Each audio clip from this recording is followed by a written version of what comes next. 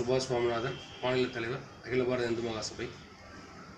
தமிழகத்திலே பல நிதி மோசடிகள், பல ஏமாற்று வேலைகள் நடந்து கொண்டிருக்கக்கூடிய சூழ்நிலையிலே புதியதாக வெளிநாடுகளிலிருந்து பணம் வருகிறது என்று கூறி புதுக்கோட்டையை மாவட்டத்தை தலைமையிடமாக கொண்டு சவரிமுத்து அருள்தாஸ் நினைவு அறக்கட்டளை என்ற பெயரிலே ஒரு அறக்கட்டளை தமிழகம் முழுவதும் அப்பாவி பொதுமக்களை ஏமாற்றி வருவது குறித்து கடந்த வாரம் பத்திரிகையாளர் சந்திப்பு நடத்தியிருந்தோம்.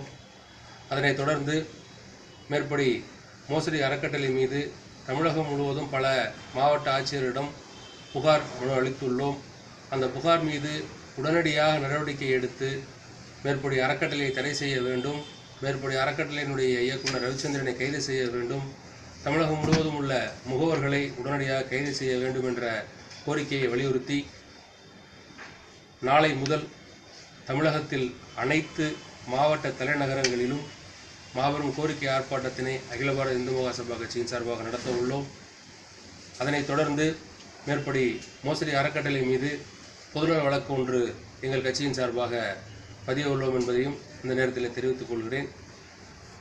சீரும் சிறப்புமாக நடைபெற்று கொண்டிருக்கக்கூடிய தமிழக அரசில் இப்படி ஒரு மோசடி நடந்து கொண்டிருக்கிறது. இந்த மோசடியை உடனடியாக தமிழக முதல்வர் நேரடியாக தலையிட்டு அந்த அறக்கட்டளை நிர்வாகிகள் முகவர்கள் மீது நடவடிக்கை எடுத்து அப்பாவி பொதுமக்களை காப்பாற்ற வேண்டும் என இந்த நேரத்திலே கேட்டுக்கொள்கிறேன். நன்றி.